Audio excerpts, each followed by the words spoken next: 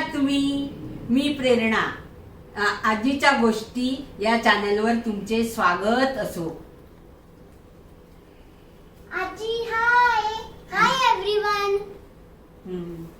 आजी तू एवढे दिवस कुठे होतीस? हो, हे तुम्हाला मी सांगायला विसरलीस. मी खूप दिवसांनी आले. का माहितीये? तुम्हाला माहितीच असेल, कारण मी नर्मदा परिक्रमा करायला गेलेली आणि नर्मदा परिक्रमाचा अनुभव कथन मी व्हिडिओ काढलेला आहे. तो जरूर पहा, अतिशय सुंदर आहे. म्हणजे आता तुम्ही पाहिल्यानंतर मला तुम्ही सांगणार, पण तुम्ही जरूर तो व्हिडिओ पहा.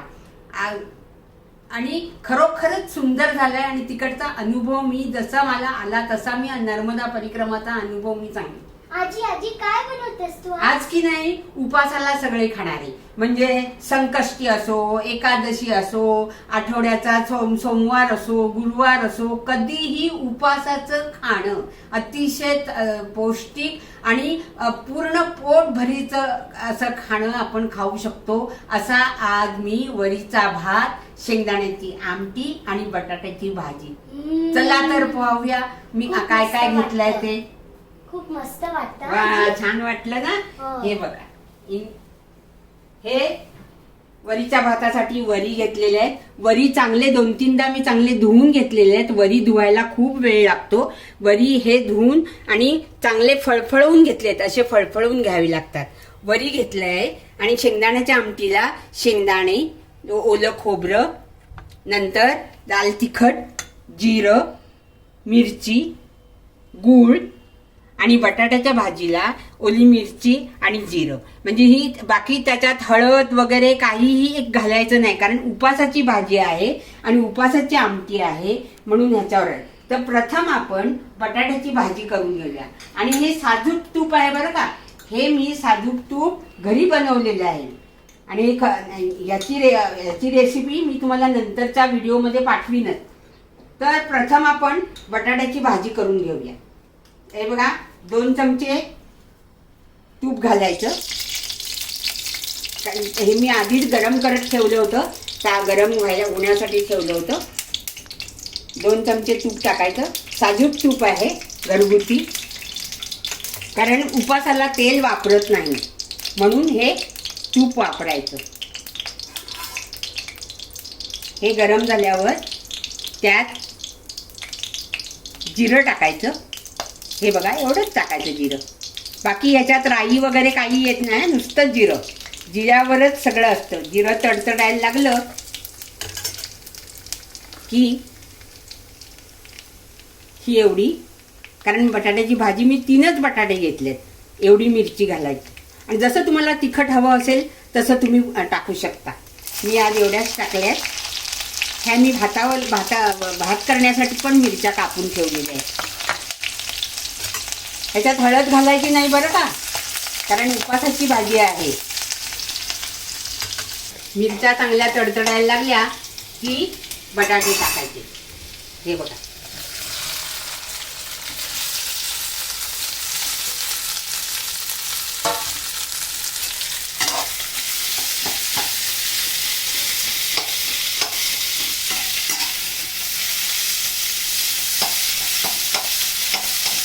थोडं मीठ चवीपुरतं.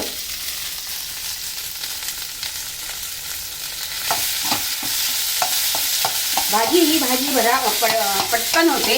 आणि ही शेंगदाण्याची आमटी आणि वरीचा भात त्याच्याबरोबर भाजी अतिशय छान लागते. अगदी काही नसतं, पण त्या भाजीला स्वाद येतो. आणि ज्या दिवशी उपास असतो त्या दिवशी ह्या वस्तूला, ह्या ज्या पदार्थाला खूपच स्वाद येतो आणि लोक आवडीने खातात. ही बघा, थोडी आपण फिरवून घेऊया. आणि मग ही भाजी मी एका भांड्यात काढून ठेवणार आहे, कारण ह्याच्यातच मला शेंगदाण्याची आमटी करायची आहे. तोपर्यंत शेंगदाण्याच्या आमटीसाठी काय लागणार आहे ते बघूया.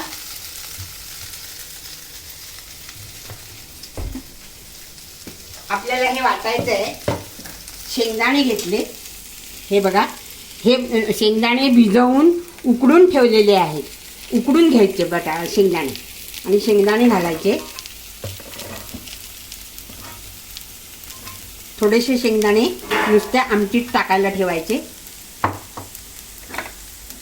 थोडं ओलं खोबरं, एवढं लागणार नाही पण मी होतं ते घेऊन ठेवलंय. ओलं खोबरं घालायचं. त्यात एवढं जिरं जरा जास्त लागतं, जिरं घालायचं. आणि ओली मिरची. आणि हा चिंचेचा कोळ आहे, तो चिंचेचा कोळ घालायचा. हे आपल्याला सगळे जिन्नस वाटायचे आहेत, एकदम बारीक वाटायचे.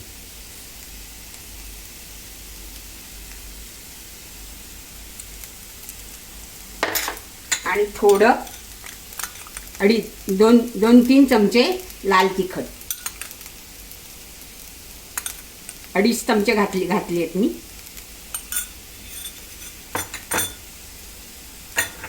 आता हे मी वाटून घेते. हे बघा, एवढं बारीक वाटायचं, एकदम बारीक वाटायचं. आणि आता मी त्याला फोडणी दाखवते. फोडणीला हे साजूक तूप घालायचं, 2 चमचे.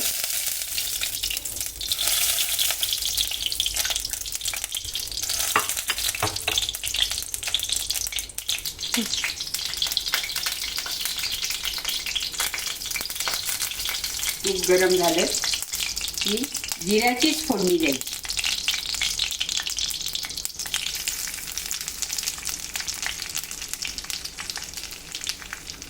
ह्या उपासाच्या आमटीला जिऱ्याचा मारा जास्त असतो, बाकी काही नसतं ना, कारण जिरंच खातो जास्त.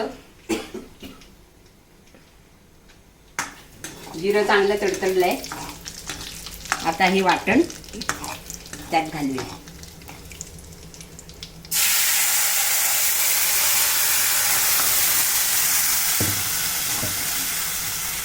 थोडं घट्ट वाटलं असेल तर थोडं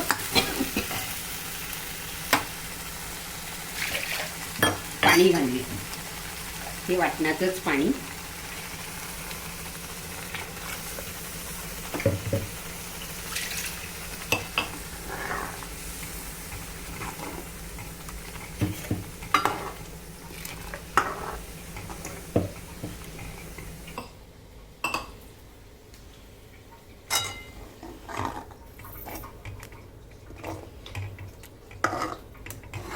आणि ही आमटी शक्यतो फुटू द्यायची नाही, म्हणून तिला जास्त ढवळत राहायचं, म्हणजे ती फुटली जात नाही. त्याच्यातच गूळ घालायचा. गूळ बघा घेतलाय, हा गूळ आहे. आणि चवीपुरतं मीठ.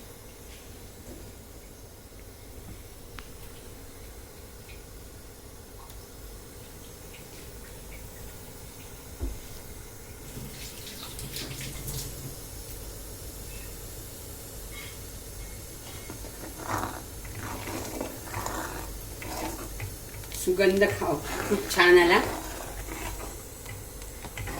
तुम्ही ही अशी शेंगदाण्याची आमटी जरूर करून बघा. घरातल्या सर्व लोकांना खूप आवडेल. माझ्या घरामध्ये सगळ्यांना खूप आवडतं. माझ्या मुलाला, माझ्या सुनेला, माझ्या नातीला.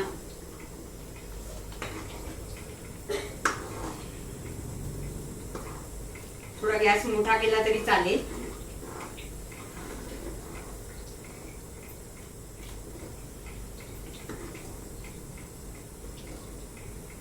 आता आमटी होईपर्यंत आपण वरीच्या भाताला बघूया. भांड गरम करत ठेवते.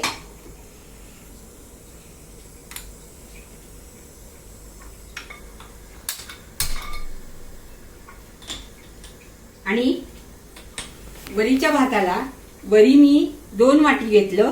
ह्याच वाटीने डबल पाणी घ्यायचं, पण मी 5 वाट्या पाणी घेतलंय, कारण जितकं पाणी चांगलं असेल तेवढी ती वरीचा भात चांगला फळफळून येतो, म्हणून पाणी जास्त घालायचं. आणि पाणी पण चांगलं गरम उकळलेलं पाणी घालायचं. मी दुसऱ्या गॅसवर पाणी पण ठेवलंय.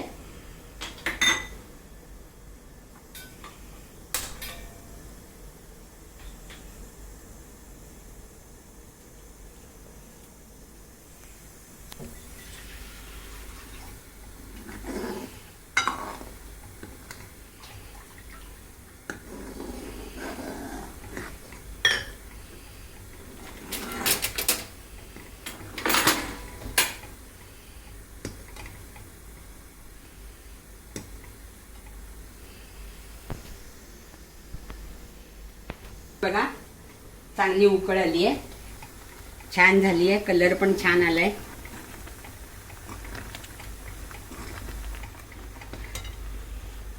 आपण शेंगदाणे घातले नाही हा, शेंगदाणे पण थोडेसे राहिलेले त्याच्यात घालायला हरकत नाही.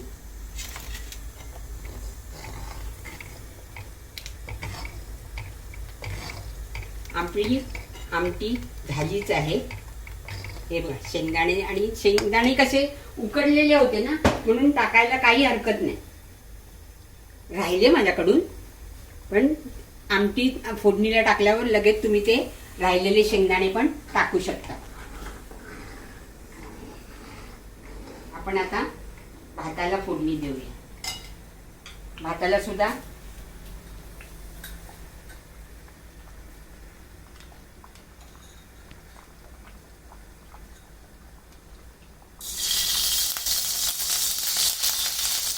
तीन चमचे तूप टाकले.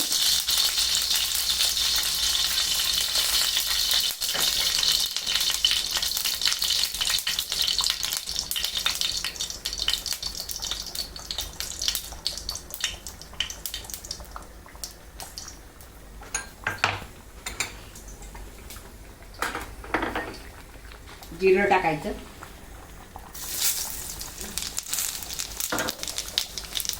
जिरं तडतडलं की ह्या ओली मिरची टाकायची.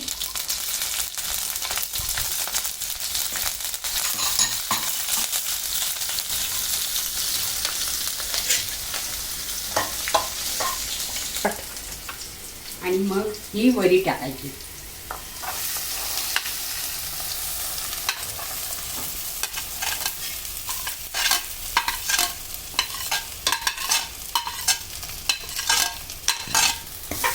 वरी चांगली मिक्स करून घ्यायची तुपामध्ये.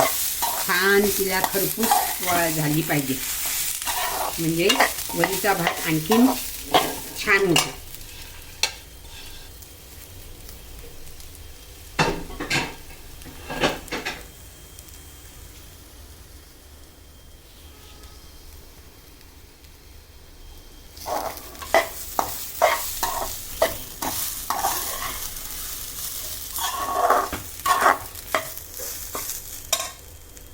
पाणी इकडे गरम करत ठेवलंय. काढलं.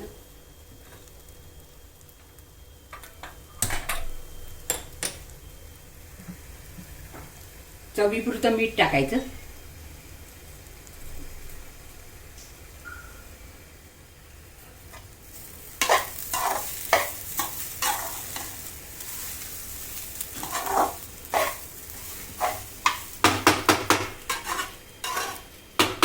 छान फुलली आहे.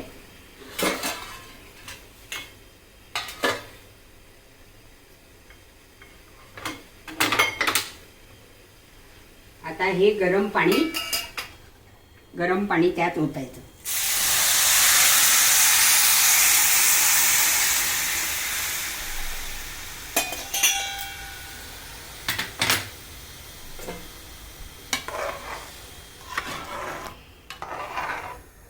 गॅस मिडियमला ठेवायचा आणि त्याच्यावर झाकण ठेवायचं.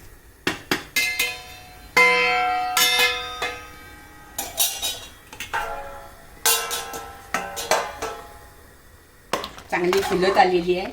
थोडंसं पाणी आहे, थोडं आटायला ठेवायला हवं. बाकी छान झाली आहे. वरीचा भात कसा सुटसुटीत आणि सडसडीत चांगला लागतो. ते ढेपूळ झालं ना की ते खायला मला सुद्धा कंटाळा येतो. असा मोकळा झाला की छान वाटतो. एक 5 मिनिटं ठेवते. आपला भात होतच आला आहे.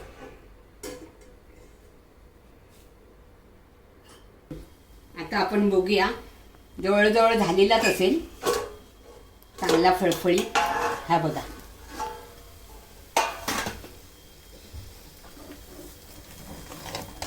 हे ना.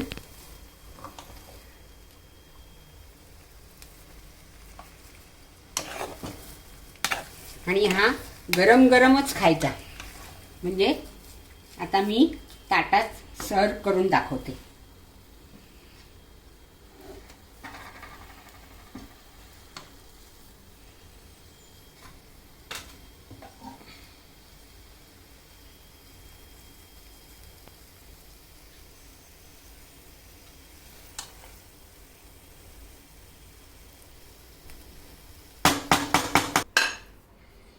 शेंगदाण्याची आमटी.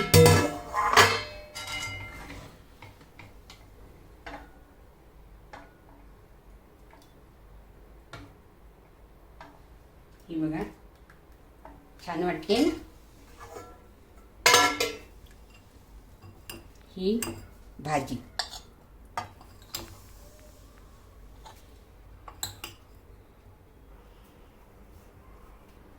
आजी खूप भूक झालं हे बघ ऑलमोस्ट झालंय. झालं वरीचा भात झाला, शेंगदाण्याची आमटी झाली. आता हे तुलाच देणार आहे मी खायला. मलाच आहे.